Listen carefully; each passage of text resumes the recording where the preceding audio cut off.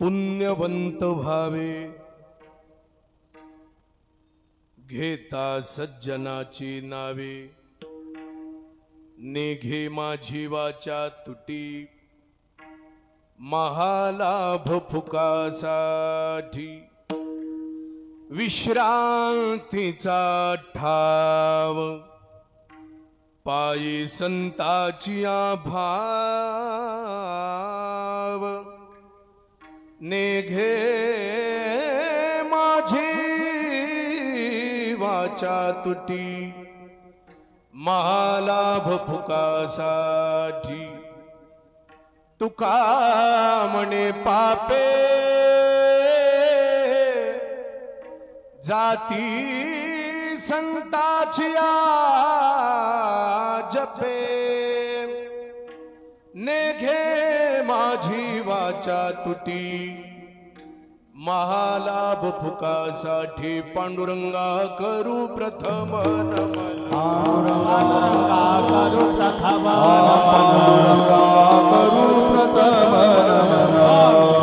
पांडुरंगा करू प्रथम चरणा संतासिया करे चरणा संतासिया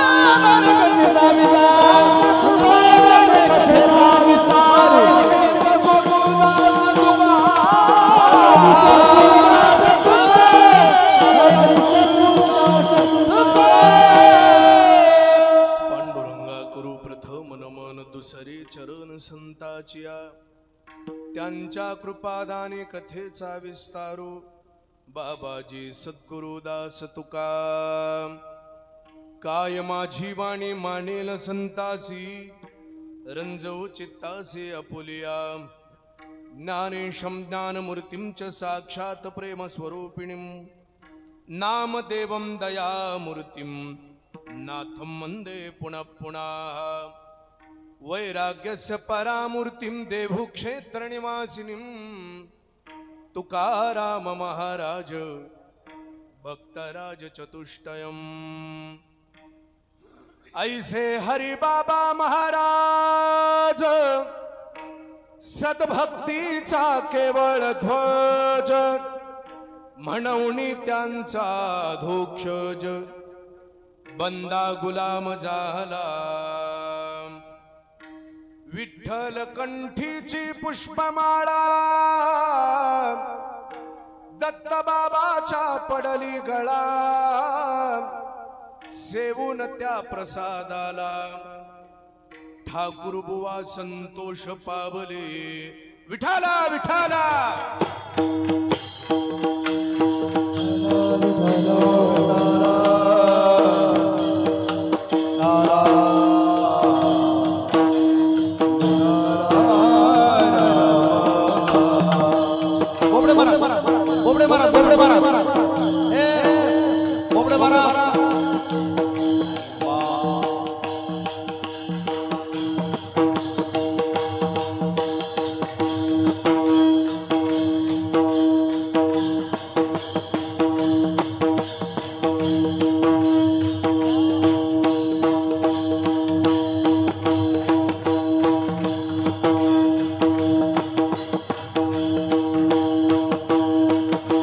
Allah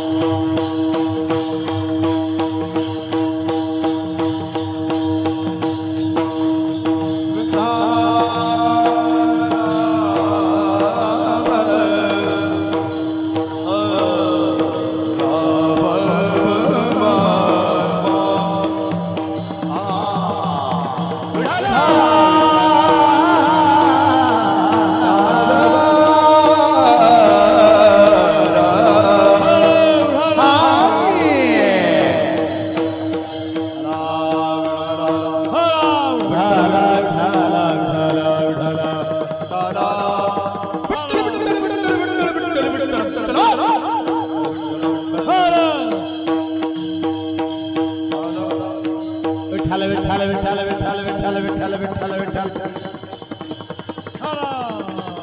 विठ्ठल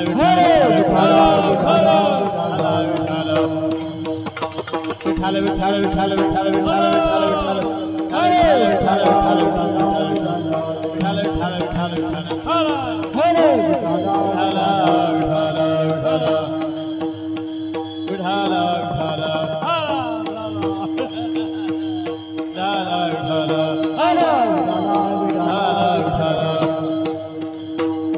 विठ्ठल विठ्ठल विठ्ठल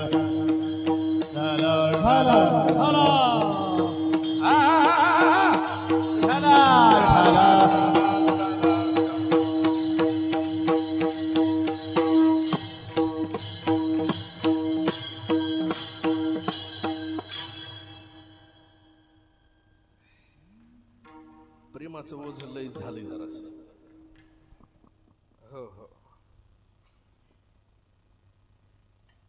प्रस्तुत प्रसंगी प्राप्त स्थळी संप्राप्त कीर्तन रूपी सेवे करता म्हणजेच निरोपणा करता प्राप्त असणारा भंग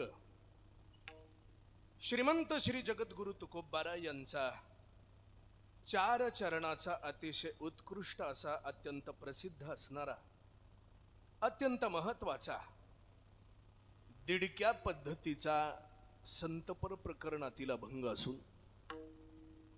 या अभंगाद्वारा जगद्गुरु तुकोबाराय पुण्यार्जन करण्याचा सर्वात सोपा आणि उत्कृष्ट उपाय आपल्याला सांगतात. हा जो अभंग सेवेकरता निवडलेला आहे, मला म्हणले 1-2 जण महाराज जरा सोपा सोपा घ्या अभंग, मागच्या वर्षी काय बदलाव लागला असत थोडं असो, पण हा जो अभंग सेवेकरता निवडलेला आहे हा अभंग तसा जरी सोपा वाटत असेल तरी सुद्धा जाणकार मंडळीच्या पाठातला हा अभंग आहे.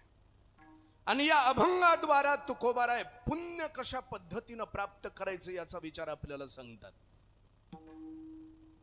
सेवेच्या आरंभाला थोडासा परिहार द्यायचा म्हणजे असा, श्री क्षेत्र फळा श्री संत मोतीराम महाराज फळेकर महाराजांच्या जवळपास 61व्या पुण्यतिथीच्या निमित्तानं हा भव्य आणि दिव्य अशा स्वरूपाचा अखंड हरिनाम सप्ताह या ठिकाणी संपन्न होतोय. हा एवढा जो मेळ इथं जमलेला आहे तसं पाहायला गेलं तर एखादाच कलाकार जर बोलवायचा झाला तर त्याच्याकरता लय परेशानी येतात, होणं करून सुद्धा येत नाहीत महाराज. पण तशी जरी असली तरी सुद्धा ही एवढी मोठी रत्न आज सगळी टाळ घेऊन या ठिकाणी उपस्थित आहेत. ही किमया मात्र मोतीराम महाराजाची.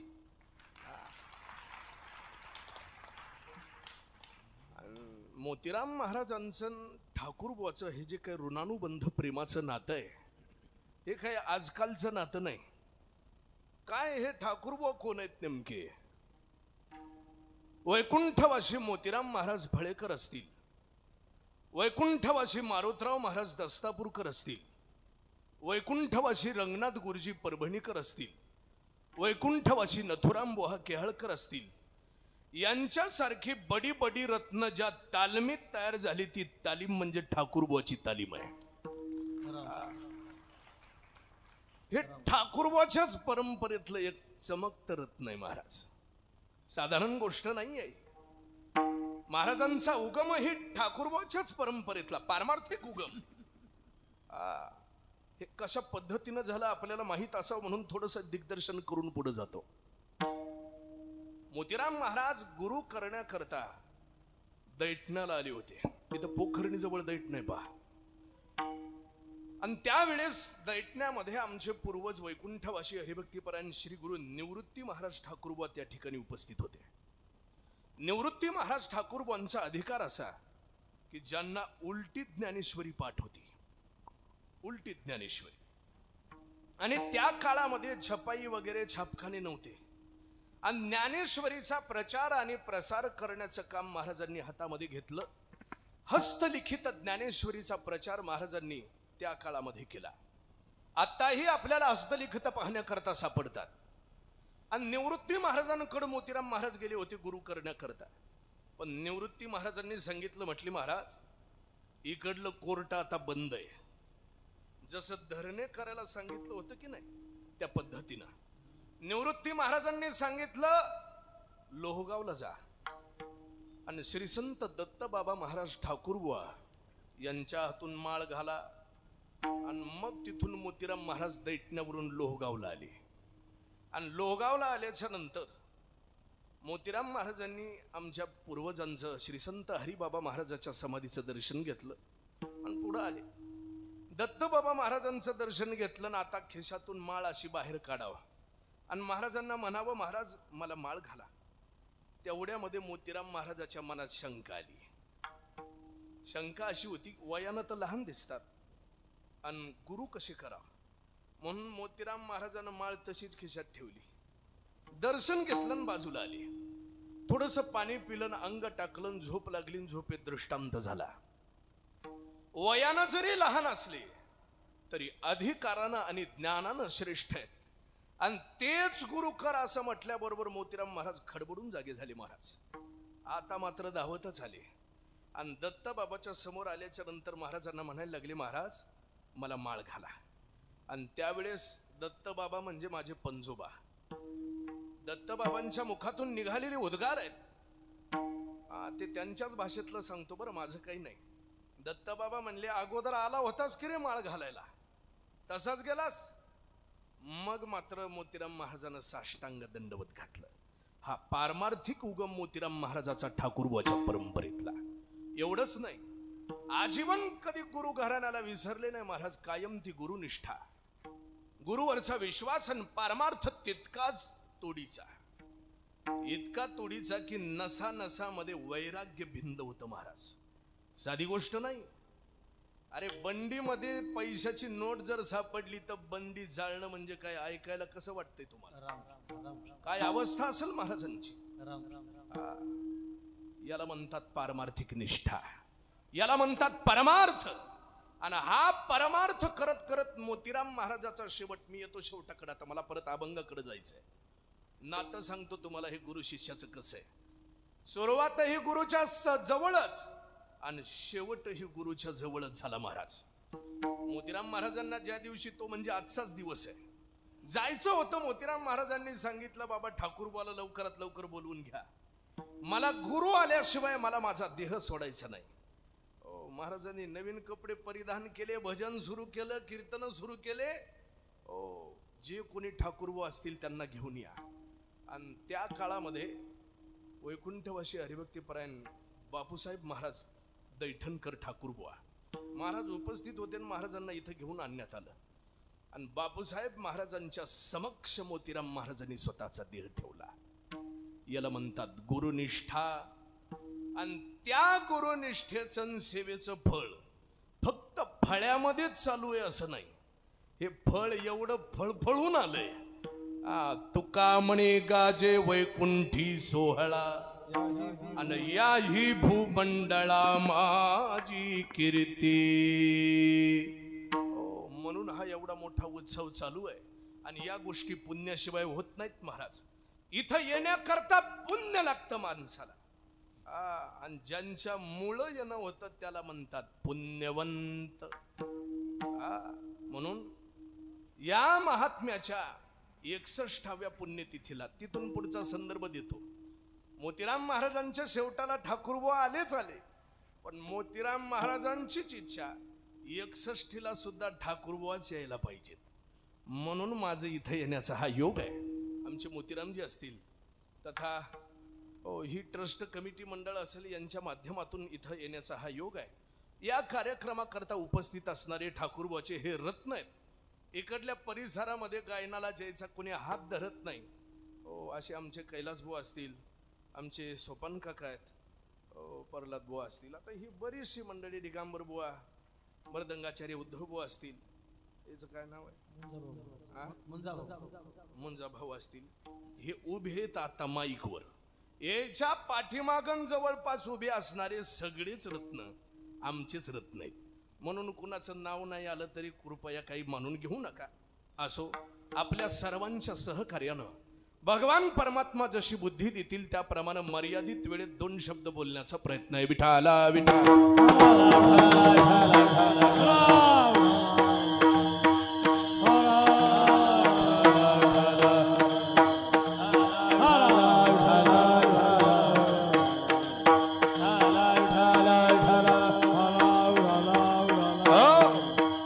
याच्याकरता पुण्य लागतं महाराज. सगळ्या पुण्याच्या गोष्टी आहेत.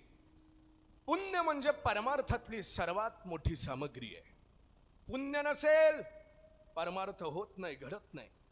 परमार्थातल्या जेवढ्या काही क्रिया आहेत त्या सगळ्याच्या सगळ्या पुण्य याधीन आहेत. आपल्याला घरामधून इथं मंदिरामध्ये येण्याकरता पाय जरी टाकायचा झाला तरी त्याच्याकरता पुण्य लागतं महाराज. इथं मंडपामध्ये येऊन कीर्तनाकरता ऐकायला जरी बसायचं झालं तरी पुण्य लागतं. टाळ घेऊन उभारायचं झालं तरी सुद्धा पुण्य लागतं. पखावाज वाजवायचा असला तरी सुद्धा पुण्य लागतं. या सगळ्या पुण्याईच्या गोष्टी आहेत. आणि हे पुण्य जर आपल्याला प्राप्त करून घ्यायचं असेल, किंबहुना दुसरा विचार असा, असंच पुण्य स्मरण आपलंही व्हावं असं जर वाटत असेल आणि पुण्य मिळवायचं असेल तर त्याच्याकरता तुकोबाराय सगळ्यात सोपा उपाय सांगतात या अभंगामध्ये. पुण्य. आता हे पुण्य पुण्य म्हणजे नेमकं काय ऐका. सुकृती नाम पुण्य. पुण्य म्हणजे काय? सुष्ठुम करोती इति सुकृती. याचा अर्थ असा, चांगले कर्म करण्याचं नाव आहे पुण्य, किंवा शुभ कर्माचा परिणाम पुण्य आहे आणि अशुभ कर्माचा परिणाम पाप आहे. किंबहुना संत महात्मे सुद्धा अशीच व्याख्या करतात. पुण्य ते परोपकार, पाप ते परपीडा, अन अनिक नाही जोडा दुजायासी. म्हणजे चांगले कर्म करण्याच्या फलश्रुतीचा विषय नाम पुण्य आहे. हे झालं पर्यायी भाषेतलं. पण मुळामध्ये पुण्य या शब्दाचा व्याकरण दृष्ट्या जर अर्थ आपल्याला पाहायचा झाला, ऐका. पुण्य म्हणजे काय तर संस्कृत मध्ये पुंग नावाचा धातू आहे. क ख ग गंग पुंग. पुंग नावाचा धातू आणि पवन या अर्थाचं द्योतन करणार आहे. पवन म्हणजे वारा. मग एकूणच पुण्य कसं आहे व म्हटले वाऱ्याप्रमाणे. वाऱ्याप्रमाणे म्हणजे कसं? वारा जसा आपल्याला डोळ्याला दिसत नाही तसं पुण्य देखील या डोळ्याला दिसत नाही. का दिसतंय डोळ्याला? जेवढे चष्म्यावाले तेवढे. पुण्य दिसतंय का कुणाचं? म्हणूनच महाराज सांगतात वारा जसा दिसत नाही. जसा म्हणजे कसा? ज्ञानोबाराय सांगतात, वायुसी एके ठाई बिढार जैसे नाही, तैसान धरीची कही आश्रयो जो. ज्ञानोबाराय सांगतात, वायुसी एके ठाई. वारा जसा एक ठिकाणा धरून राहत नाही तसं पुण्य देखील एक ठिकाणा धरून राहत नाही. कारण ठिकाण धरून राहिलं की मग तिथं आश्रय आश्रित नावाचा दोष येतो. आता तुम्ही या मंदिरामध्ये बसलेला आहात याचा अर्थ मंदिराचा आश्रय घेतला म्हणजे तुम्ही याच्या आश्रित आहे. आश्रय आश्रित नावाचा दोष आहे. त्याच्यामध्ये एक मोठी गमक आहे, ती म्हणजे आसक्ती नावाची. कोणत्याही गोष्टीचा आश्रय आपण घ्यायला गेलो की तिथं दोष येतो महाराज, तो म्हणजे आसक्तीचा. शास्त्रानं भौतिक भोगाचा निषेध जरूर केलेला आहे, पण त्याच्यामध्ये जर आसक्ती नसेल तर शास्त्रानं भोग देखील वाईट मानलेले नाही.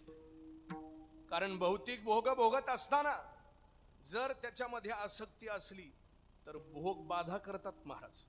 पण आसक्ती अशी एकमेव चीज आहे, जर आसक्ती त्याच्यामध्ये नसली की भौतिक भोग बाधा करत नाहीत. महाराज सांगतात, भोगे रोगा जोडोनिया दिले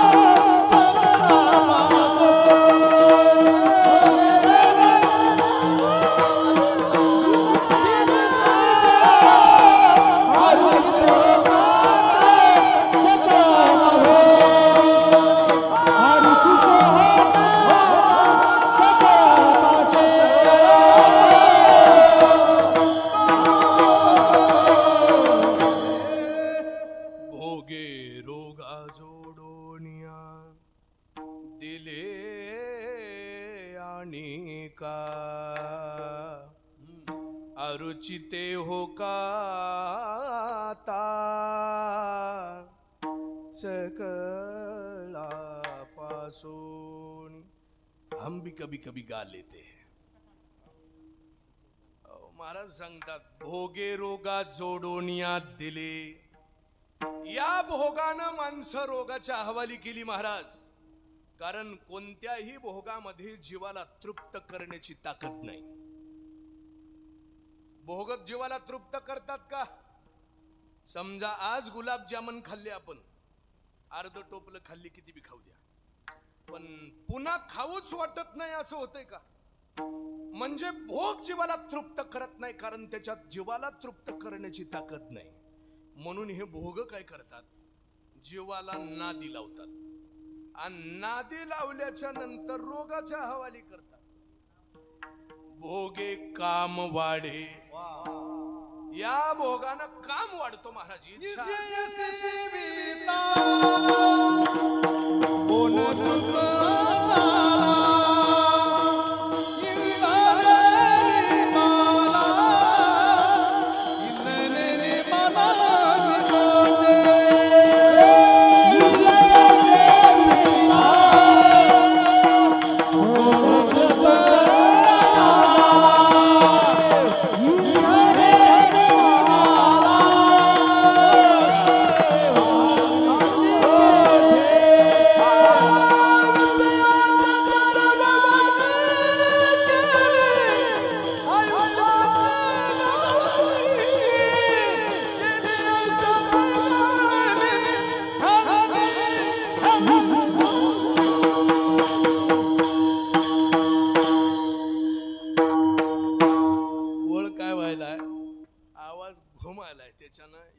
तिकडं ऐकू येईन आणि तिकडल्याला इकडं ऐकू येईन झालं. मर्दंगाला टाल ऐकू येईन झाला.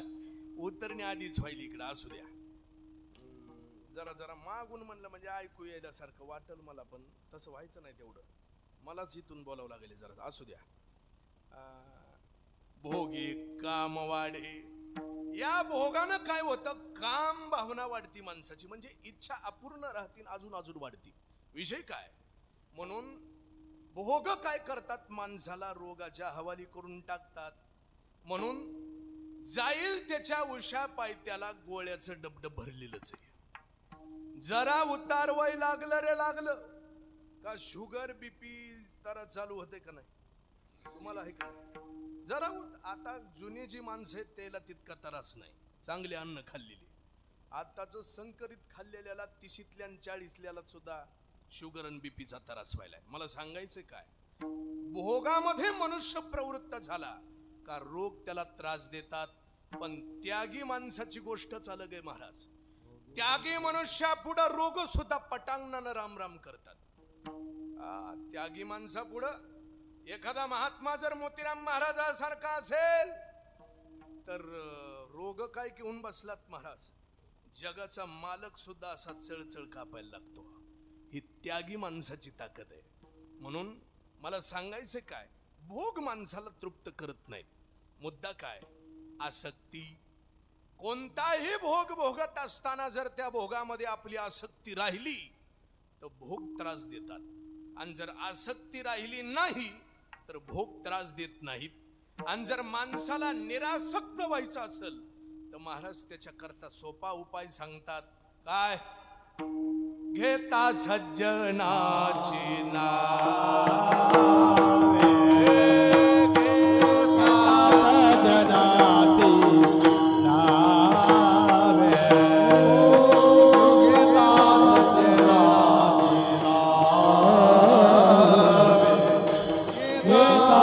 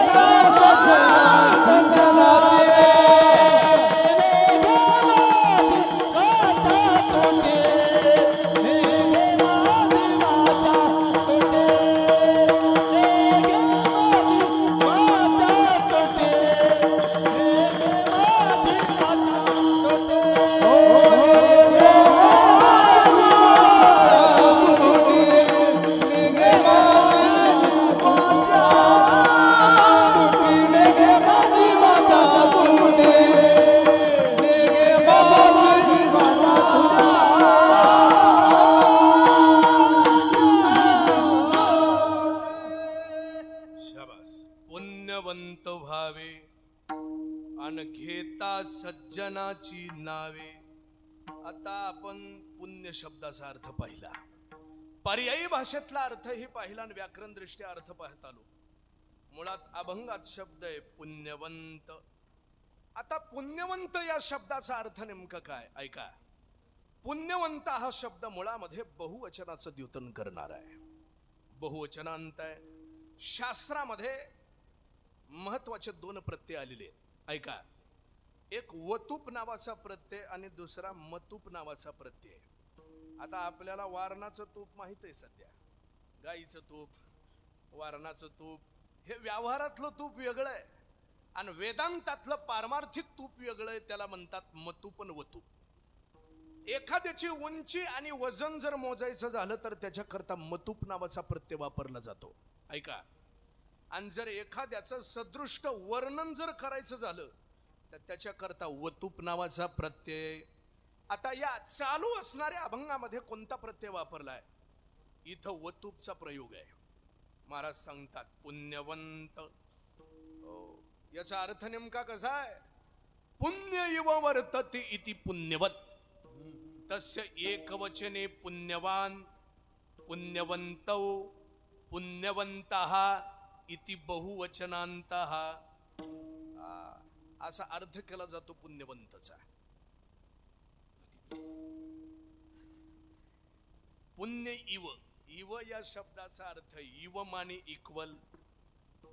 पुण्य के समान जो क्रिया होती है उस क्रिया का नाम पुण्यवत, अर्थात उसे पुण्यवंत कहलाता है. म्हणजे पुण्यवंत हा जो शब्द आहे त्याच पद्धतीने त्याची क्रिया आहे. याला पर्यायी भाषेमध्ये शब्द वापरला जातो निरासक्त. पुण्यवंत म्हणजे काय? याला म्हणतात निरासक्त. म्हणजे आपण वाऱ्याचा अर्थ पाहून आलो. वारा जसा कशाचीच आसक्ती धरून राहत नाही तसं ज्याला कशाचीच आसक्ती नाही त्याला म्हणा पुण्यवंत. हा पुण्यवंत शब्दाचा अर्थ आहे. आणि निरासक्ती म्हणजे परमार्थातलं शेवटचं टोक आहे बाबा. आसक्ती रहित होणं, त्याच्या पलीकडे दुसरं मिळवायचं काही शिल्लकच राहत नाही परमार्थामध्ये. आणि अशा निरासक्त पुरुषाला ज्ञानोबाराय असं डोळ्यासमोर उभं करतात आणि त्याच्याकडे पाहून ज्ञानोबारायच्या मुखातून उद्गार बाहेर निघतात. ऐका, इंद्रियाचे निमेळे विषयावरी तरी लोळे, परिहात पावन मैळे उदास वृत्तीच्या.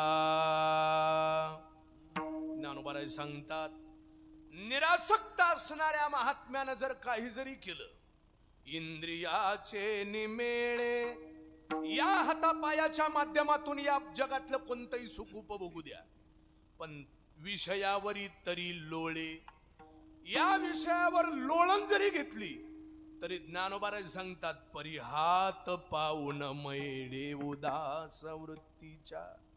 त्याला त्याचं पाप लागत नाही, त्याला त्याचं काय लागत नाही. ओ भगवान सांगतात गीतेमध्ये उदासीन वदासीन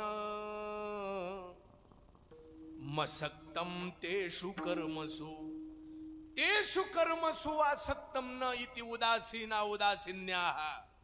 असा अन्वय करावा लागतो त्याचा. हे उदासीन उदासीन म्हणजे नेमका कसा? उदासीनाचा देह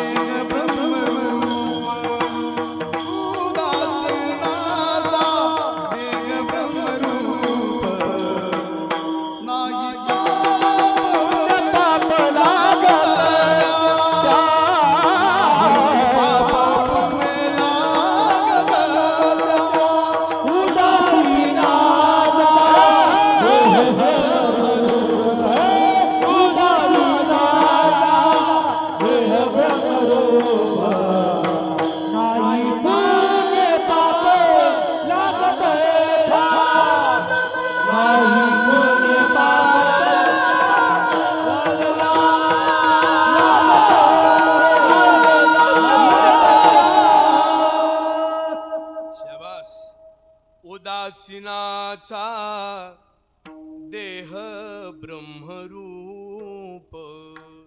तो कसा देह ब्रह्मरूप आहे ते समाधीकडे पाहिलं की कळतं. याला म्हणतात उदासीनाचा देह ब्रह्मरूप. आणि मग त्या महात्म्यानं काही जरी केलं दे पापा पुण्य अंगा लागोने दे पापा पुण्य अंगा लागोने दे पापा पुण्य अंगा लागोने दे पापा पुण्य अंगा मने आम्ही लागोने रूपा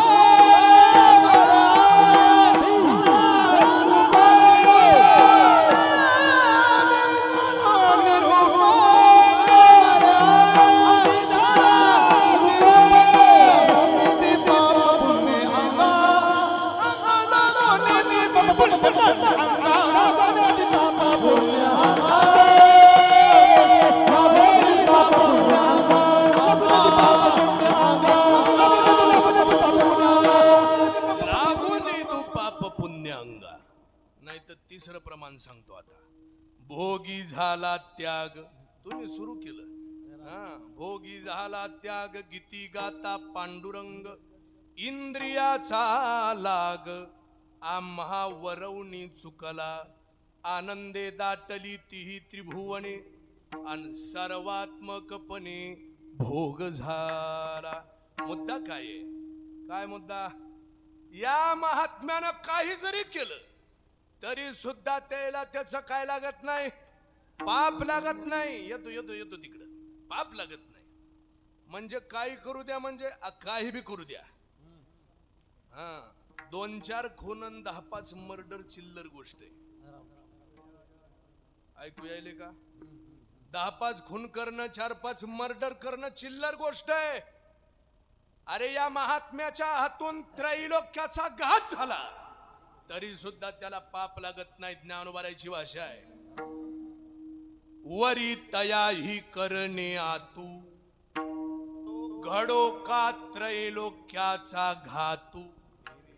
परितेने केले हे मातू बोलू नये. धन्य धन्य मने तुका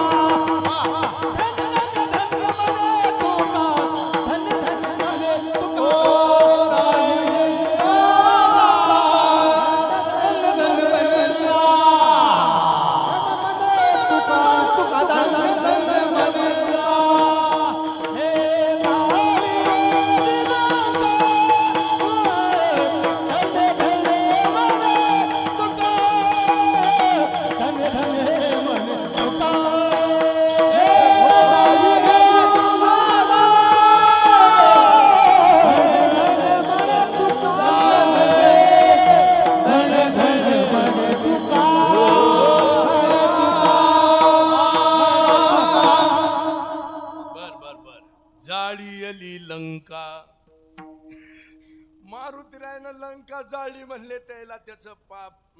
लंका जाळायच्याच लायकीची होती. कारण जिथं राम नाम नाही ती गोष्ट जाळायच्याच लायकीची असते. म्हणून तर या देहातला आत्मा राम निघून गेला की याला जाळतात. कारण काय? जिथला राम निघून गेला ती गोष्ट जाळायच्या लायकीची आहे. ते असू द्या. या तीनही लोकांचा घात झाला तरी सुद्धा त्याला त्याचं पाप लागत नाही. आणखीनही त्याचं वर्णन पुढे केलेलं आहे. आसक्तिरण भिष्वंग पुत्रदार ग्रहादिषु नित्यंच समचित्तत्वं मिष्टानिष्टोपपत्तिषु. काय म्हणणं आहे? इकडं जर परमार्थामध्ये आपल्याला चांगलं तरबीज बनायचं असेल तर त्याच्याकरता आसक्ती सोडा. आसक्तिरण भिष्वंग. कशा कशाची? पुत्र दार ग्रहादिषु. घराच्या विषयामध्ये, पोराच्या विषयामध्ये, बायकोच्या विषयामध्ये. अस्य विषयेषु अनभिष्वंगः. या सगळ्याच्या दोऱ्यामधून कापून टाकावं लागतात, बाहेरून नाही. थांबा जरा. माझ्याकडे बघा जा आधी मग म्हणत जा. मधून दोऱ्या कापून टाकावं लागतात त्याच्या. कुणाच्या? मग आता इथून एकदा घरी गेलं की मग फारकत घ्यायची का?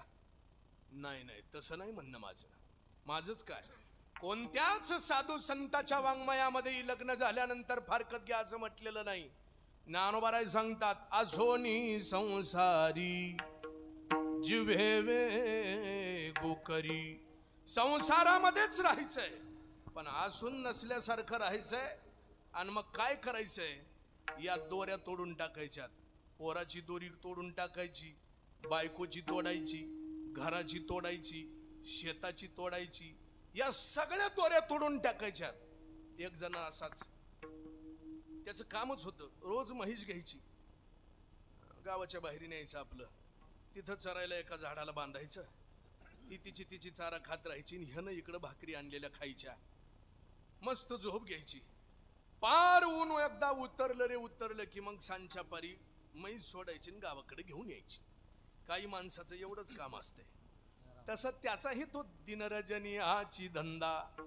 हो, त्यानं रोज म्हशीला घ्यायचं, ती दोरीनं बांधलेली म्हैस तिकडे गावाच्या बाहेर न्यायची.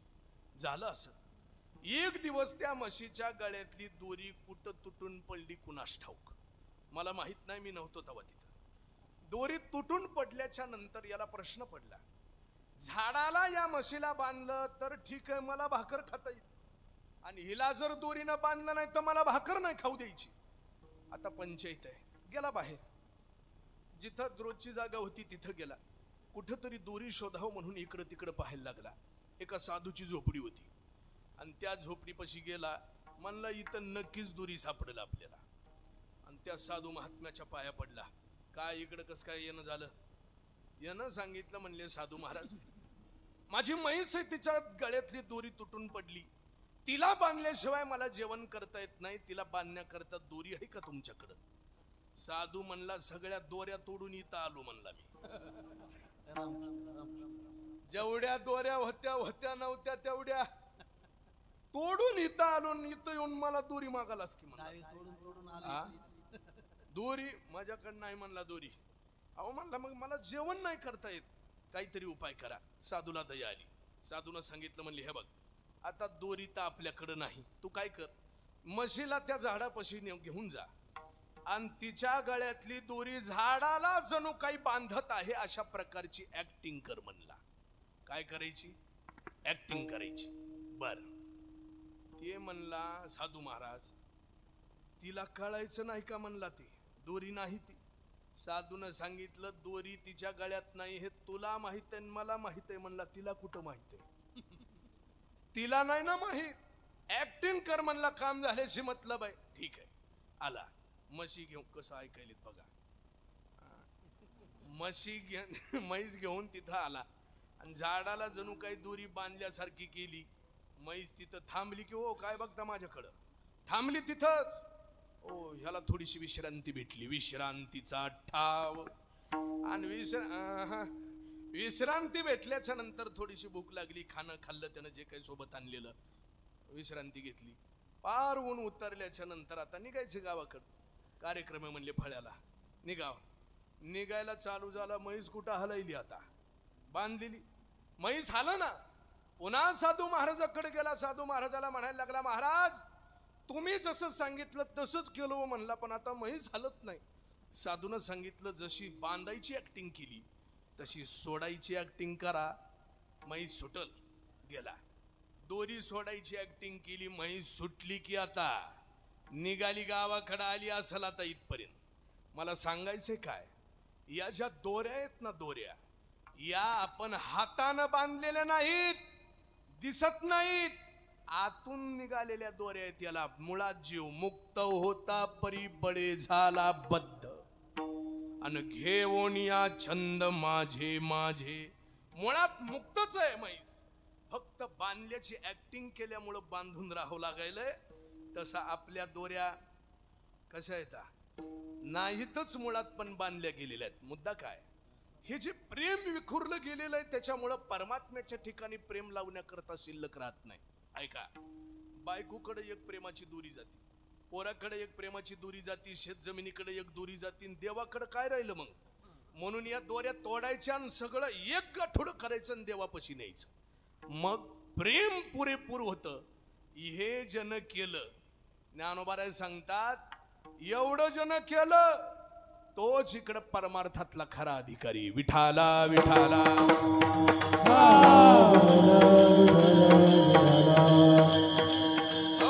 ज्ञानोबाराय सांगतात ए रवी गृहतारा पुत्री नाही जया मैत्री जानतोची धात्री ज्ञानासी गा. सर्वस्वासी मुकावे तेरे हरिसी जिंकावे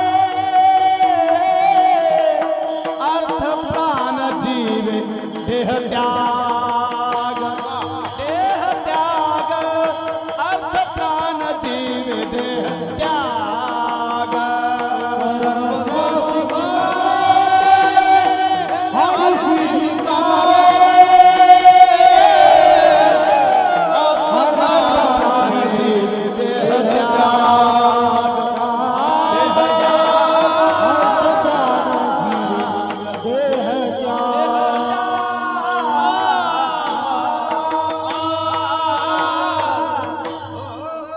सर्वस्वासी मुकावे. आणि जन या सगळ्या गोष्टीला मुकलेलं आहे. आपलं होतं काय माहितीये का, करायलो तर आपण परमार्थ, पण करत असताना संसारात राहून करत असल्यामुळे संसारात जास्त चिटकायलो आपण. लई चिटकायलो. किती ते पोपट माहितीये का तुम्हाला, पोपट धरणारी माणसं असायची पहा.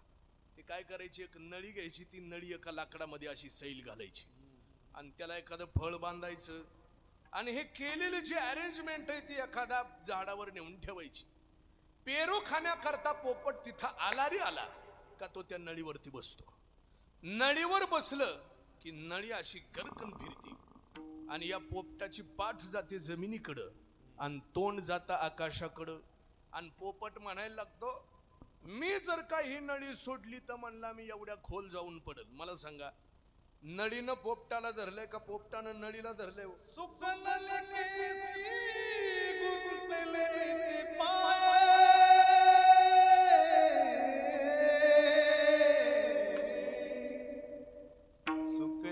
केसी गुंतले ते पाय, सुकनली केसी गुंतले ते पाय, विसरून जाय पक्षी दोन्ही, विसरून जाय पक्षी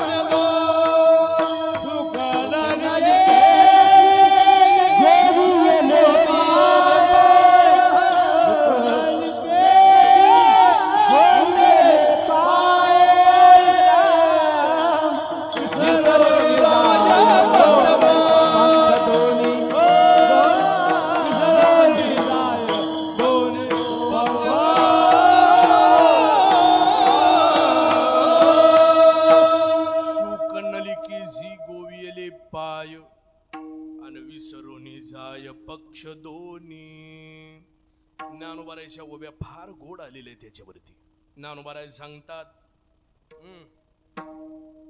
जैसे ते शुकाचे अंग भारे, नळिका भोविन्नलियेरी मोहरे, तेने उडावे न पुरे मन शंका, वायाची मान पिळी आटुवे हिये आवळी, टिटांतु नळी धरोनी ठाके, मणे बांधिला मी फुडा,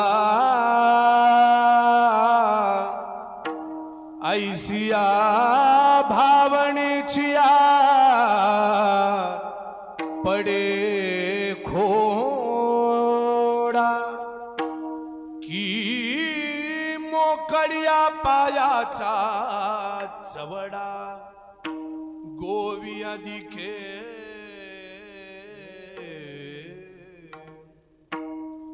ऐसा काजे वीण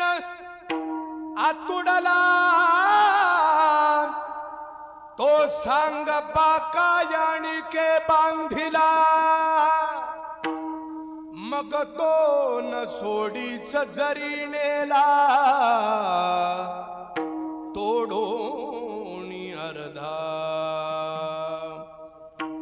मग त्या पोपटाला अर्ध जरी तोडलं तरी नळीला सोडत नाही.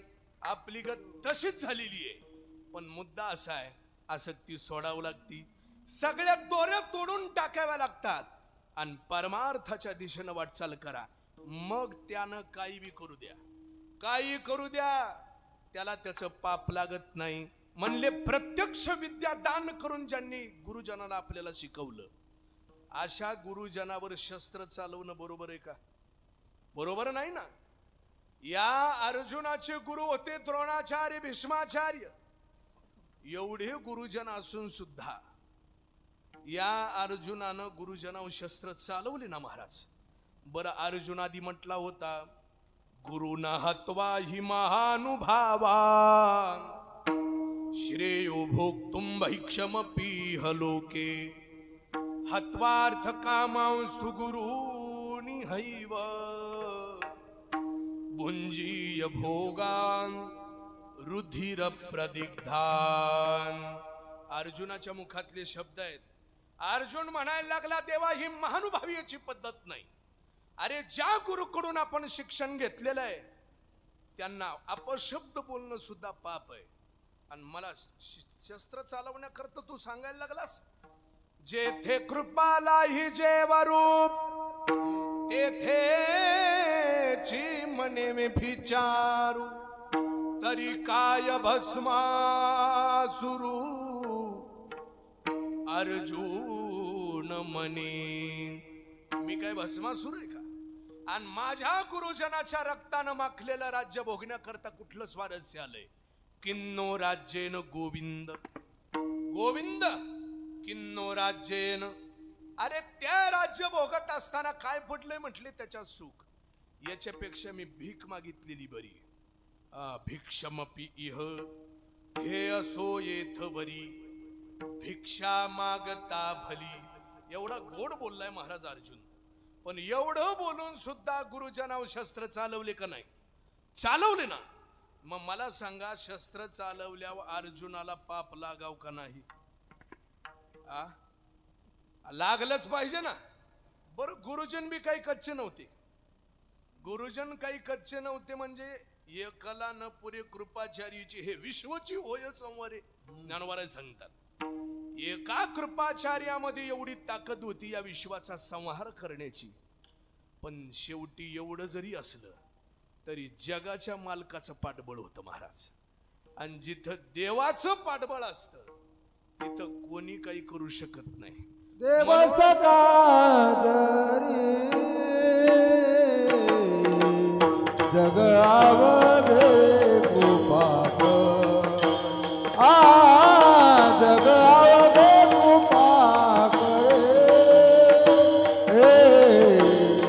जग आवडे कृपा देव सखा जग आवडे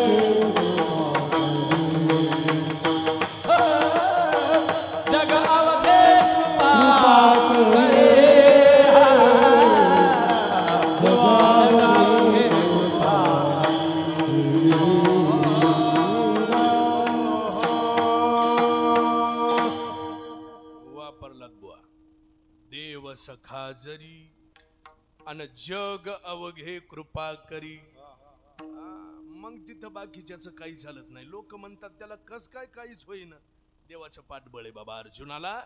अर्जुनाला काही होत नाही. मग पाप लागाव का नाही? त्याला लागलंच पाहिजे ना. नाही तर असं कोणी बी कोणाला बी हाणत सुटल की मग मारल्याच्या नंतर पाप लागायलाच पाहिजे. पण अर्जुनाला पाप लागलं का? का नाही लागलं? बरं अर्जुन बोलला होता देवाला आधी. म्हणला देवा मी तुला चांगलं ओळखतो म्हणला. माणसं म्हणत नाहीत का म्हणले हेच कसं आहे? मी चांगलाच ओळखतो म्हणले त्याला. हे जसं आपण एकमेकामध्ये बोलतो तिथं अर्जुन देवाला म्हणायला लागला मी तुला चांगलाच ओळखतो. तो अनेकाला असा हिरवळीमध्ये रमवतोस म्हणला. आणि एकदा हिरवळीत रमलं की नादी लावून देतोस म्हणला आणि पलीकडल्या फाट्यानं पलीकडच जातोस. जवळ येऊ देत नाहीस. अर्जुनाचे शब्द आहेत, वरी योगियाची ही मानसे उमरडोनी जाय. मग कोणाला जवळ सापडू देत नाही. बर, दैव योगानं एवढ्या जन्माच्या नंतर आत्ता माझ्या हाताला लागलास आणि एवढा दैव योगानं मिळालेला तू जर माझ्या हातून एवढे सगळे खून झाले, मुद्दा काय, प्रश्न काय आहे? अर्जुन म्हणला देवाला, देवा तुला आमचं माहित आहे म्हणला भावकीचं भांडण आहे आणि तू आमच्या भावकीच्या भांडणात तेल वतणार. तेल वतल्यावर भडका व्हायचा ते होणार आहे.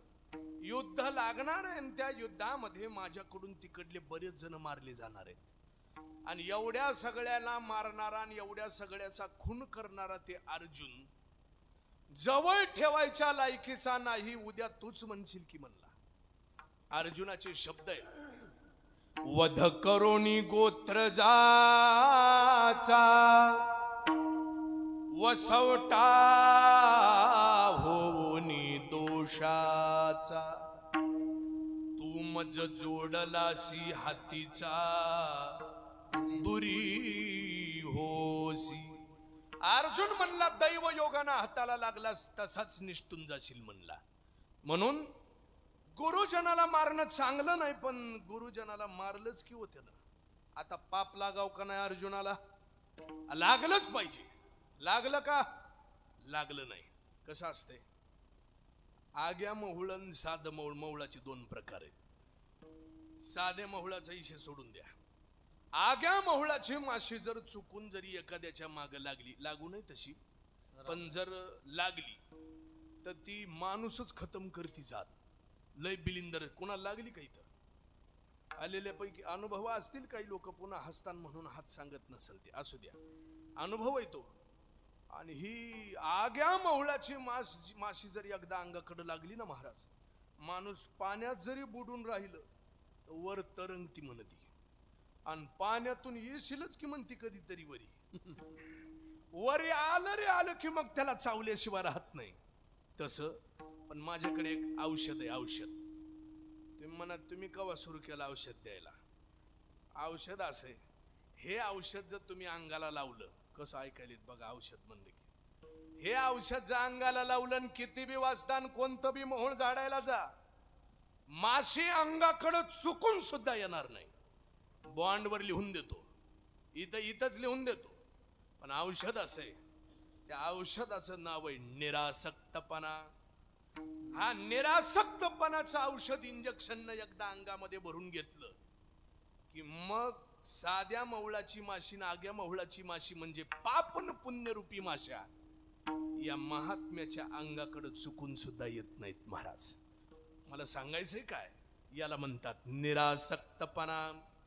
अर्जुनाला पाप का लागलं नाही त्याचं कारण असे, अर्जुना देवोनी समाधी.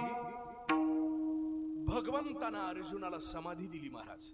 अन सवेची घातला महायुद्धी. समाधी दिल्याच्या नंतर युद्धामध्ये अर्जुन टाकला आणि आता समाधीत असल्यामुळं युद्धामध्ये अर्जुनाकडं कोण कोण मारल्या गेले याचा अर्जुनाला पत्ता नाही. समाधीमध्ये कळत नाही महाराज काही केलं तरी. एवढं असल्यामुळं अर्जुनाला या सगळ्या गोष्टीचं पाप लागलं नाही. याला म्हणतात निरासक्तपणा.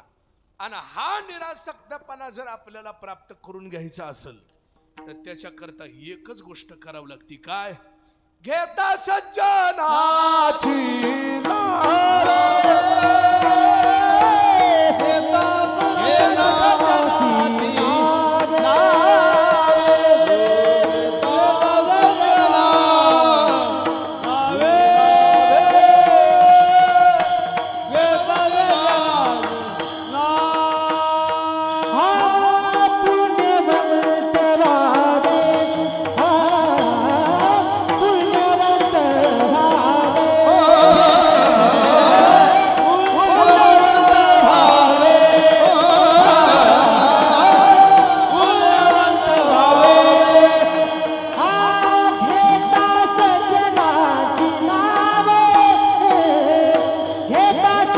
सज्जनाची नावे नेघे माझी वाचा तुटी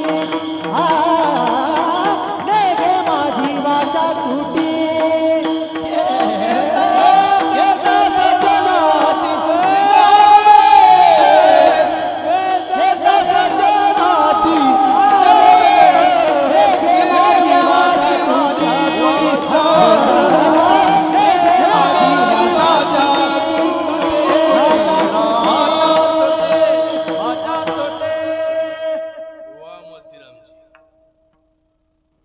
पुण्यवंत व्हावे घेता सज्जनाची नावे.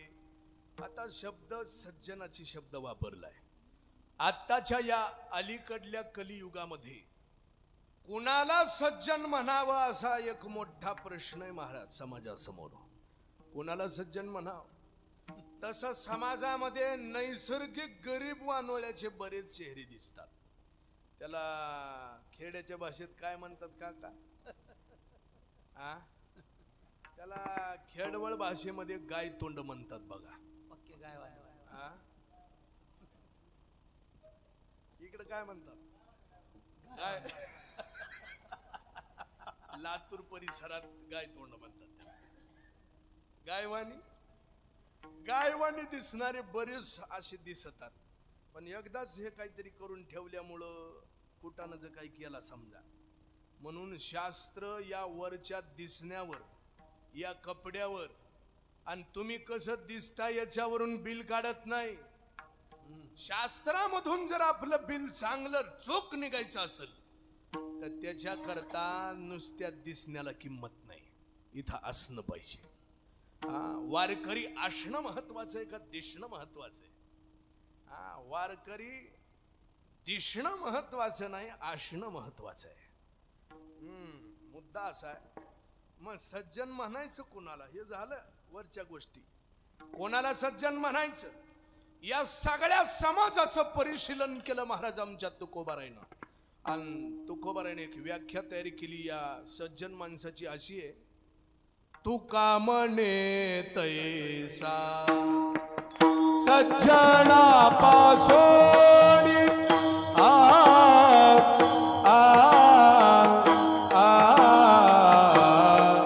तुका म्हणे तैसा तुका म्हणे तैसा सज्जना पासून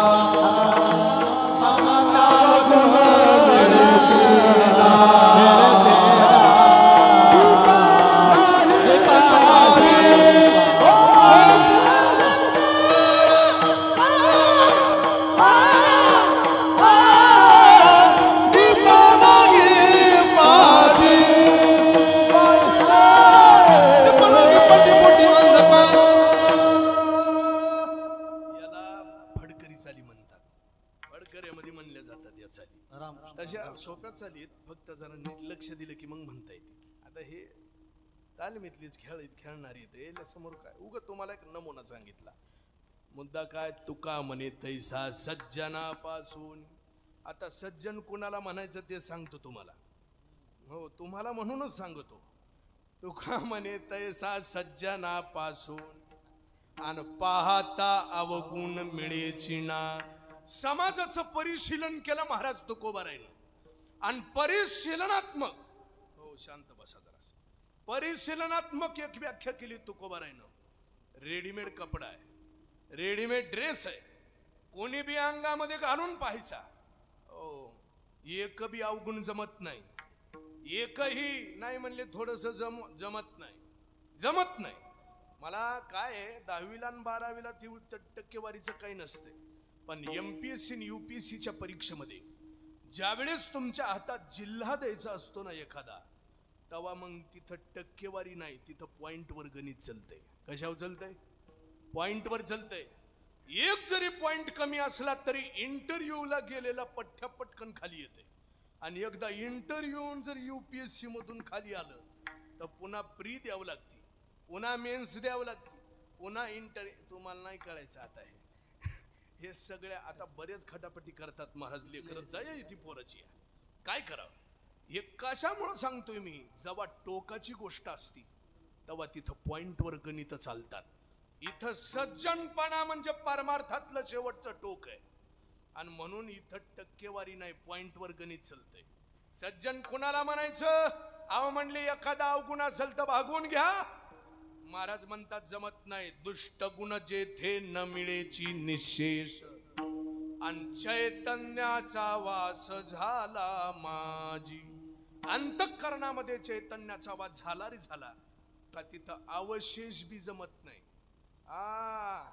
निशेषच पाहिजे, याला म्हणा सज्जन. आता हे झालं वरच. मुळात सज्जन शब्दाची व्याख्या काय? व्याकरणाकडं चला, व्याकरण सांगते आपल्याला. या सज्जन शब्दाचा अर्थ करत असताना षष्ठी तत्पुरुषामध्ये याचा विग्रह केला जातो. महर्षी पाणिनीचं सूत्र आहे, संबंधे षष्ठी. आणि षष्ठीमध्ये काय असतं?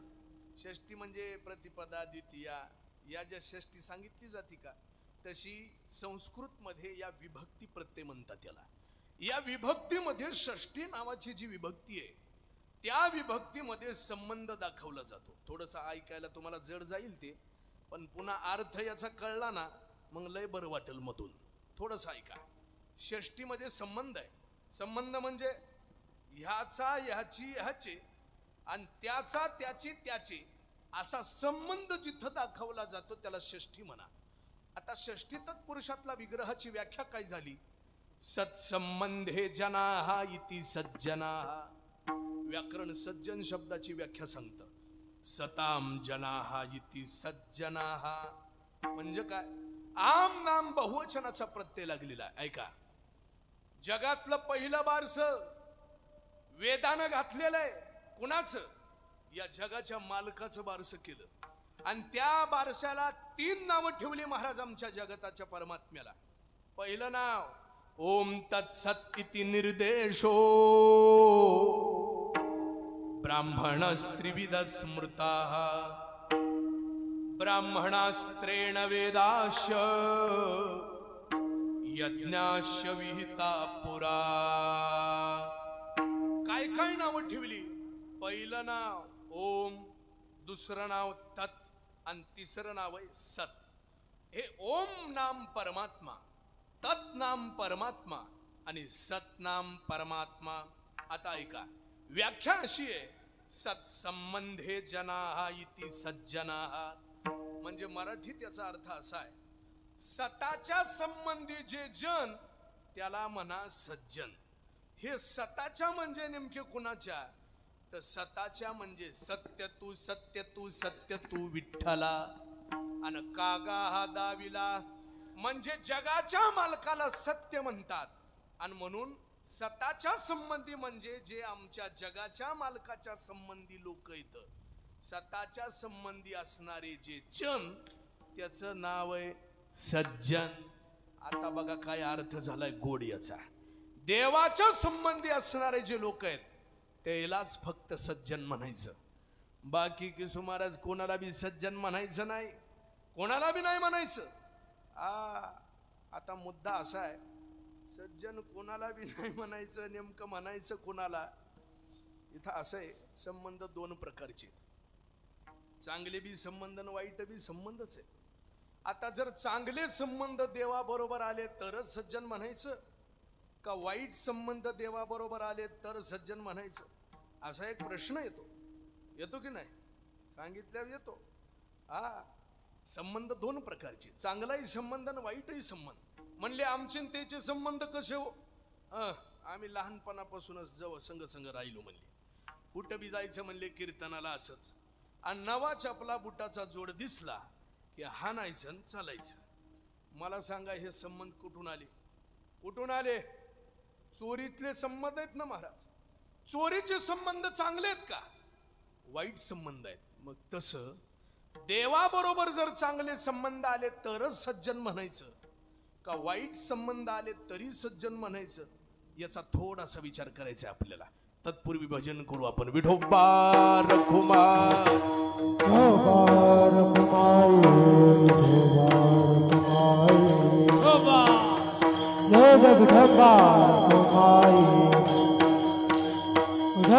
कुंडली खबरदारी विठ्ठल तुकाराम.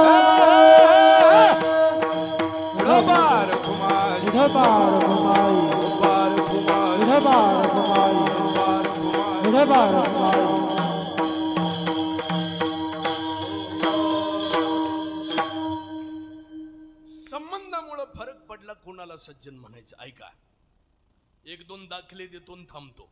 पहिला दाखला असा आहे, स्वतः जगाचा मालक सांगतो माझे कोणाबरोबर कसे कसे संबंध आहेत. ऐका, आगा सोयरेपणेची पांडवा,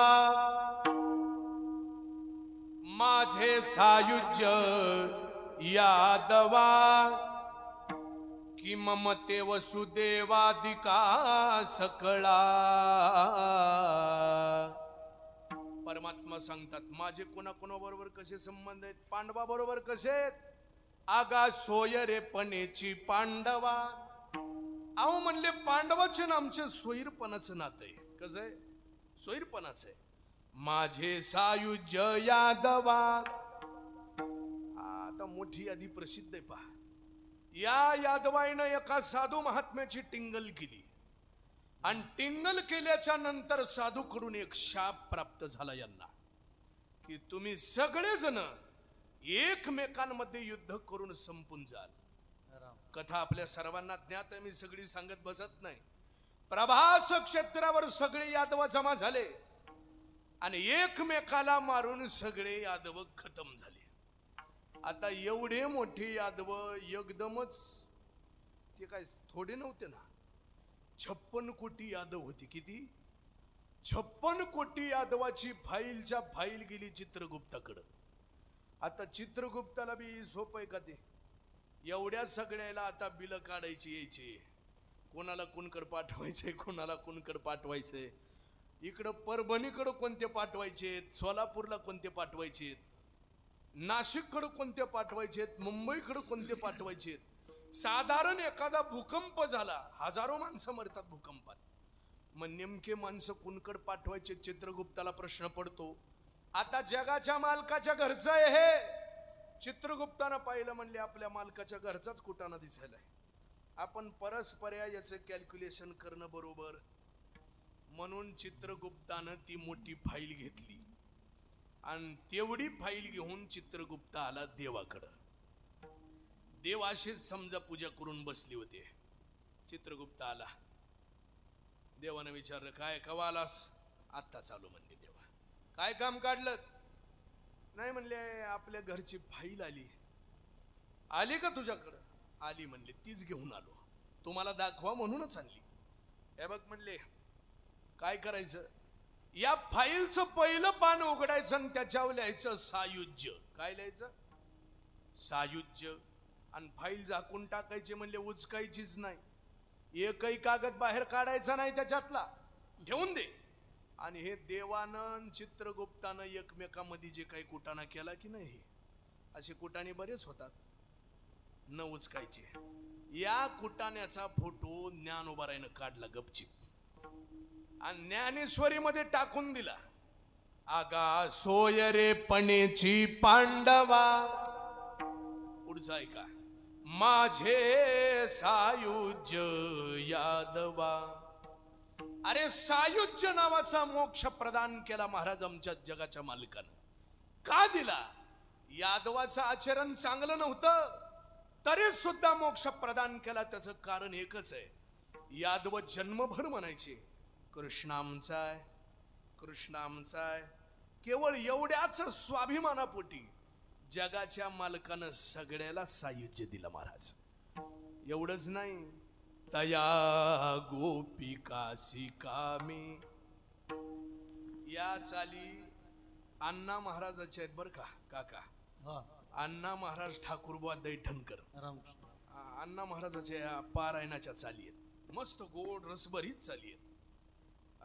काय सांगत होतो मी?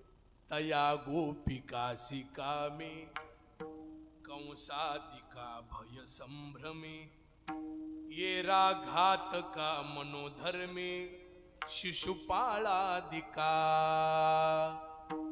या गोपिकाचे भगवंताचे संबंध व्यभिचाराचे होते महाराज. संबंध चांगले आहेत का? मग गोपिका सज्जन नाहीत का? हे असं कसं हो बिन नाही बी आ कंसादिका भय संभ्रमे. कंसाच्या डोक्यामध्ये माम भाच्याचं नातं नव्हतं, त्याच्या डोक्यात भीती बसली होती. कंसादिका भय संभ्रमे. आणि शिशुपाळाच्या डोक्यात 12 महिने 13 काळ एकच लहर येत होती. म्हणला मी या कृष्णाला कुठंतरी उडवीन, नाही तर या कृष्णाला कुठंतरी म्हणला काहीतरी करायचंच, म्हणला याला सोडायचं नाही. तसं आता शिशुपाळाच्या डोक्यामधला हा विचार, ही येणारी जी लहर आहे, या लहरीचा फोटो आमच्या ज्ञानोबारायनं काढलाय. येरा घातका मनोधर्मे शिशुपाळादिका. शिशुपाळाचे संबंध घातपाताचे संबंध आहेत. संबंध चांगले आहेत का? चांगले आहेत का? आपण त्याच बी काही चुकीचं नाही ना कुणाचं. शिशुपाळाचं नुसता फोटोच बघता का तुम्ही? त्याच्या आधीचं बी बघा ना काहीतरी. अहो चांगलं असं लेकरू हे तर न बांड, याच्या अंगाला जर हळद लागली, वल्लीच हळद आहे, आणि हळद लागल्यावर दुसऱ्या दिवशी आता लग्न व्हायचं लेकराचं, आणि जर ह्याची बायको कोण उचलून घेऊन गेलं तर मग हे का दागिना वाजवल का? ते लय मोठा असते, त्याला काय म्हण? चक्रधार वाजवेल का? हरिमुखे म्हणा म्हणाल. बायको उचलून नेणं म्हणजे चिल्लर गोष्ट आहे का महाराज? म्हणून चीड होती शिशुपाळाला. शिशुपाळाच्या डोक्यात लहर येण्याचं कारण एक आहे, माझी बायको नेतो म्हणला का उचलून. म्हणून येरा घातका मनोधर्मे शिशुपाळादिका. मग संबंध चांगले आहेत का? घातपाताचे संबंध आहेत, वाईट संबंध आहेत. पण भगवान सांगतात, भक्त का वैरी व्हावे माझी याची. अरे तुम्ही भक्त व्हा, नाही तर वैरी व्हा, पण माझी व्हा. एकदा तुम्ही माझी झाली की मग तुम्हाला काहीच बघायची गरज नाही. मला सांगा, आपल्याला दिवसभरामध्ये जास्त काळ स्मरण मित्राचं असतं का शत्रूचं असतं? कुणाचं? इकडं कसं आहे फळ्यात कुणाचं असते स्मरण? ते मित्राचं स्मरण म्हणजे म्हणाय पुरतं असते. काय मग कवा भेटला असं काय नाही, चहा घेऊ, संपलं. पण 24 तास डोक्यात स्मरण असते. कुणाचं? काहीतरी करावं लागत आहे म्हणजे याचं. मला इथून दिसायले तुमच्या डोक्यातलं शत्रूचं स्मरण असतं महाराज. तसं सख्य भक्तापेक्षा विरोधी भक्ती करणारी जे भक्त आहेत ते काही पटीनं श्रेष्ठ आहेत. भगवान प्रभू रामचंद्र आणि रावणाचं जे युद्ध झालं, त्या युद्धामध्ये जेवढा राम वानराच्या डोक्यात नव्हता, त्याच्यापेक्षा जास्त राक्षसाच्या डोक्यात राम होता. काय म्हणणं आहे तुमचं? काय म्हणणं आहे महाराज? वानराच्या डोक्यात राम असायची काय गरज आहे? युद्ध करत असताना यदा कदाचित वानर मेले जरी, आमच्या प्रभू रामचंद्रानं नुसतं असं पाठीमागं बघितलं तरी उठायचे पुन्हा. ही ताकद होती महाराज रामाची. वानराला काहीच नव्हतं काम करायचं, पण राक्षसाच्या डोक्यात 24 तास राम होता. म्हणले त्या रामाच्या सेनेला खलास करायचे, रामाबरोबर युद्ध करायचंय. पण वाईट भावना होती ना. वाईट जरी भावना असली तरी सुद्धा आमच्या जगाच्या मालकाबद्दल होती. म्हणून भगवंतानं त्याला नरकात नाही पाठवलं. त्या राक्षसाला काय केलं? मुक्त केले राक्षसा, मुक्त केले राक्षसा, मुक्त केले राक्षसा, मुक्त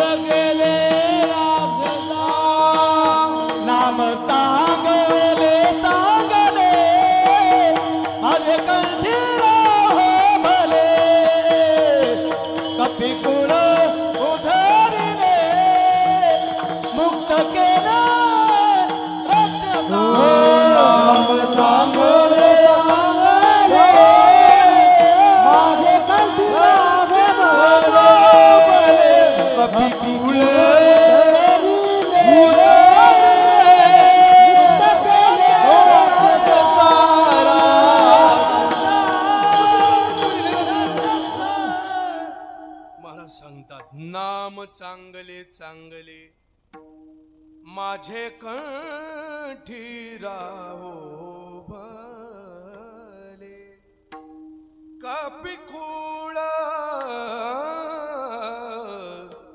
उद्धरिले. कपीचा उद्धार केला आणि राक्षसाला का नरकात पाठवलं का? मुक्त केले राक्षसाधे, मुक्त करून टाकले. मुद्दा काय? संबंध कसे बी येऊन, चांगले संबंध आले आणि वाईट जरी संबंध आले तरी परमात्म्या बरोबर जर आले तर तो सज्जन आहे. त्याला म्हणा सज्जन. एक राहिला की मुद्दा गोपिकाशी कामे. या गोपिकाचे परमात्म्याच्या बरोबर काम भावनेचे संबंध होते महाराज. आता हे शब्द व्यवहारामध्ये उच्चार करण्याकरता सुद्धा जड जातात. मग गोपिकाचा अधिकार नव्हता का? नव्हता का? गोपाळाचा अधिकार नव्हता का? गोपाळाचे संबंध कशातून आले? चोरीतून आले ना. काल्याचं कीर्तन ज्या गोपाळाचं चोरीचं चरित्र सांगल्याशिवाय त्याला पूर्ण विराम देता येत नाही, हा अधिकार गोपाळाचा आहे. मग गोपाळ अधिकारी नाहीत? अधिकारी आहेत. गोपाळ सज्जन आहेत आणि गोपिका सज्जन नाहीत का? मग अरे बाबा, तयासी दिले ते कवनासी नाही. जे त्यांना दिलं ते कोणाला दिलं नाही महाराज या परमात्म्याने. योगी जपी तपी तापसी मुनी माणसांना जे दिलं नाही ते गोपिकेला दिलं महाराज. गोपिकेला. या व्यासानं जे काही, एकच सांगतो आता, व्यासानं जेवढे काही पुराणं तयार केले, 17 पुराणं लिहिले. व्यासाच्या डोक्यामध्ये लहा लहा लहा लहा लपकच होती अशी चालू.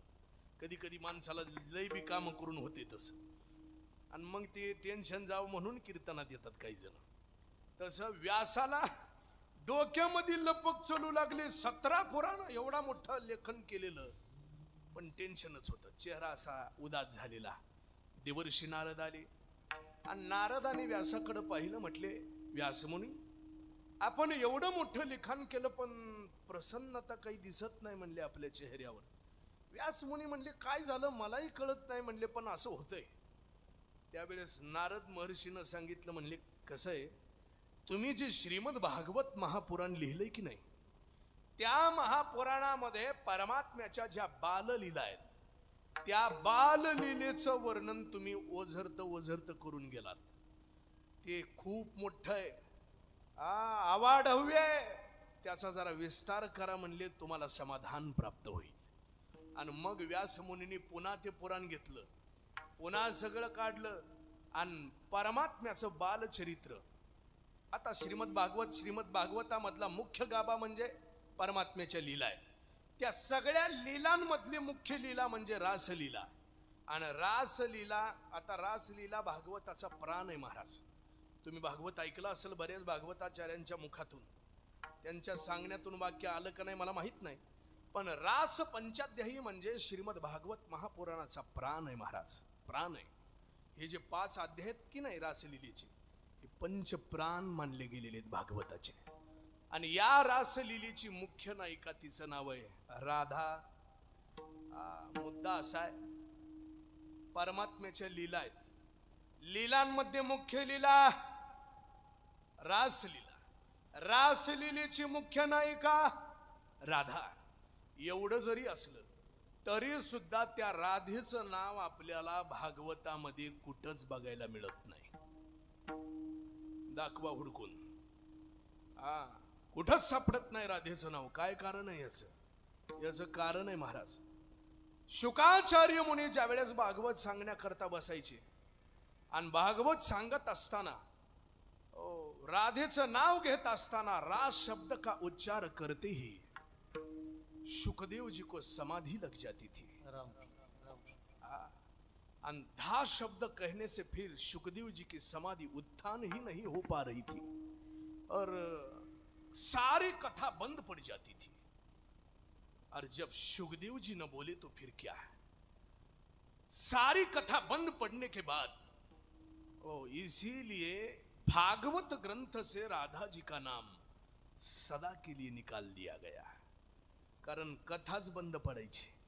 मला सांगायचंय काय, हे शुकाचार्य कोणी काही साधे सुधे नव्हते. कोण होते? जन्मताची संसार त्यजियला शुके आणि तोची एक निष्कलंक म्हणे तुका. बहाट ययाचे काय सुरुवात आहे. विषय जिनोनी जन्मले शुकादिक दादुले जे विषय वाणिताची झाले भाट ययाचे. जन्मताना जन या संसाराचा त्याग केलेला आहे असा निष्कलंक असणारा महात्मा. त्या महात्म्यानं या राधा नावाच्या गोपिकेचं नाव जरी तोंडाला आलं तरी ज्या महात्म्याला समाधी लागाव ती राधा काही साधी सुधी आहे का महाराज. म्हणून राधा सज्जन आहे. याला म्हणायचं सज्जन. म्हणून पुण्यवंत व्हावे आणि घेता सज्जनाची नावे. आणि नाव घेत असताना या सज्जनाच्या नावामध्ये एक ताकद येत असते. ते सज्जनाची नावे म्हणजे मोतीराम महाराजाचं नाव, हरिबाबाचं नाव, दत्तबाबाचं नाव. ही जी काय नावं आहेत की नाही या नावाला एक चव आलेली चव. आणि ती चव इतकी महाराज या तोंडाला एकदा जर लागली. काही चवीची माणसं असतात एकदा चटक लागली की सोडतच नाही. मग ते तसं काम या नावायचं. हे नाव एकदा आपल्या जिभेला लागलं. नेघे नेघे नेघे माझी वाचा विसावा आणि तुका म्हणे हवा हवा हवा साधावा. म्हणून नेघे माझी वाचा तुटी आणि महालाभ फुकासाठी कसं विश्रांतीचा ठाव पायी संताची या भाव. हे विश्रांतीचं ठिकाण आहे महाराज. कसं आहे हे जे जीव आलेला आहे की जन्माला आता दिसायले तुम्ही एकमेकाला आपण सगळेजण. जेव्हा आपलंच पोरग बापाला बाप म्हणायला तयार नसते तेव्हा त्या बापाच्या डोक्याचा फोटो जर काढला तर त्याच्यात समाधान निघतंय का, शांती निघती का, सुख निघतंय का? पोरग म्हणायला कोण बाप ओळखत नाही म्हणला. कुणाला? स्वतःच्याच बापाला. काय वाटत असेल बापाला? तसंच झालंय. या जगाचा मालक म्हणजे आपल्या सगळ्याचा बाप आहे बाप. आणि या बापालाच आपण आपला बाप म्हणायला तयार नाही महाराज. परमात्मा सांगतात ओ हे आत बाहेर म्या कोंडले हे जग निखिळ माझेची ओतले परी कैसे कर्म तया आड आले जे मीची नाही म्हणती. अरे जे बापालाच बाप म्हणायला तयार नाहीत त्या डोक्याला मग देवाच्या डोक्याला टेन्शन येत असेल का नाही? घरामध्ये तुमचं लेकरू जर तुम्हाला बाप म्हणत नसेल तर कसं समाधान वाटतंय का? टेन्शन येतं ना महाराज. बरं जेव्हा आईच्या पोटात होता तेव्हा काय म्हणत होता महाराज? तिथं काय एअर कंडिशनचा बंगला आहे का? विष्ठाली पचोहीकडे नाकी तोंडी कृमीकडे गर्भवासीचे दुःख गाढे कवना पुढे सांगावे. आणि तिथं पोटात असताना म्हणायचं हे वेळ काळी या दुखावे गळे एक वेळ काळी या दुखावे गळे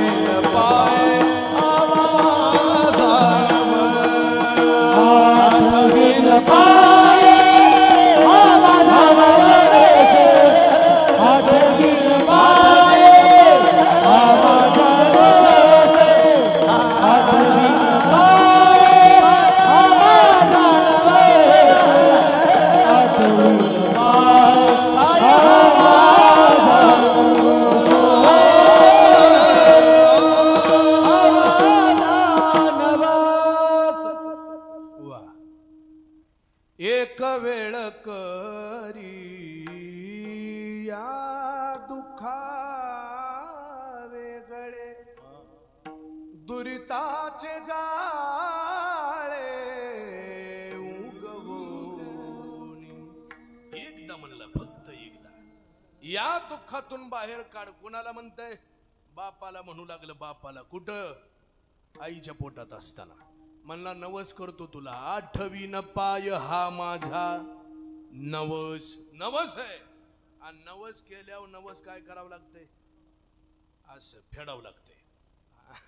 आठवीन पाय हा माझा नवस. नवस फेडावं लागतंय. मग देवाला याची दया आली. म्हणले नवस केलाय पोरानं, याला एकदा इथून बाहेर काढूच म्हणले. आणि 9 महिने 9 दिवस झाल्यावर देवानं याला आईच्या पोटातून बाहेर काढलं. आणि काढल्यावर यानं नवस पूर्ण करावं का नाही? हे रडायला लागतं. मग कॅंग कॅंग. हे रडणं म्हणजे काय? कोहम कोहम कोहम कथमिदम जातम को वैता करतास्य विद्यते. भागवतामध्ये विचार आलेला आहे. कोहम कोहम जे क्वाईन क्वाईन रडते की नाही लेकरू, त्याला संस्कृत मध्ये शास्त्रात असा अर्थ आलाय कोहम. म्हणजे याचा अर्थ असा, मी कवा म्हणलो म्हणला असं. माणसाला एकदा सौदा ठरल्यावर माणसं बदलतात का? काही बदलतात. काही जण म्हणतात काही 6 महिने कप का आता झाली का, आली का पंचायत. आणि असं जेव्हा म्हणल तेव्हा बापाला बरं वाटेल का ते? मग हे देवाच्या डोक्याला टेन्शन आलं. मग आता काय करावं? नामदेवरायनं बघितलं देवाच्या चेहऱ्याकडं. चेहरा लईच पडलाय देवाचा. म्हणले काय करावं? नामदेवरायनं देवाच्या हाताला धरलं. आणि हाताला धरून देवाला एका शांत ठिकाणावर नेऊन ठेवावं म्हणले नामदेवराय. ऐका. नाम म्हणे देवा चलात या ठाया. नामदेवरायनं देवाच्या हाताला धरलं आणि ओढत निघाले. आणि कशा करता? विश्रांती घ्यावया कल्पवरी. विश्रांती घ्यावया कल्पवरी. विश्रांती घ्यावया कल्पवरी. विश्रांती घ्यावया कल्पवरी. विश्रांतीचे स्थान सांगायचं काय मला? ती विश्रांती घेण्याकरता कुठं नेलं? ज्ञानोबारायच्या जवळ विश्रांती. म्हणून विश्रांतीचे स्थान. पुढं काय? विश्रांतीचा ठाव. नाही ते बी बरोबर आहे तुमचं. पायी संताची भावन तुका म्हणे पापे, जाती संताची जपे. संताचं नामस्मरण करायचे, दुसरं काहीच करायचं नाही. कसं करायचं? ज्ञानेश्वर माऊली ज्ञानराज माऊली तुकाराम. टाळी टाळी टाळी मामा.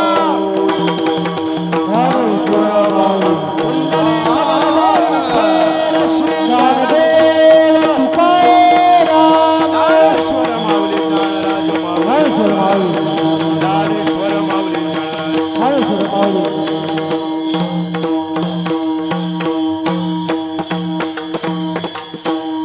सगळ्यांना हात वर करून भजन करायचं बाबा. तुकोबारायचं कळसाचं भजन आहे. आपलं पाप निघून जातं. काही पाप शिल्लक राहत नाही. गॅरंटीड देऊन सांगतो. तुकोबारायचा अभंग आहे. तुकाराम तुकाराम तुकाराम तुकाराम तुकाराम तुकाराम तुकाराम तुकाराम तुकाराम तुकाराम तुकाराम तुकाराम तुकाराम तुकाराम तुकाराम तुकाराम तुकाराम तुकाराम